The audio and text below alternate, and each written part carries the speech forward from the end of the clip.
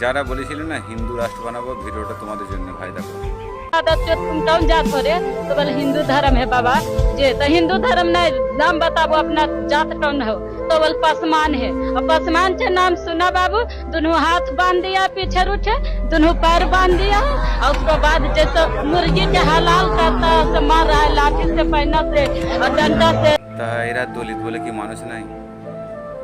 কিছু কিছু লোক, হিন্দুরা সব হিন্দু নয়, কিছু কিছু বলে যারা দলিত তারা মন্দিরে উঠতে হবে না, তারা মানে সাধারণ মানুষের সঙ্গে বসতে হবে না।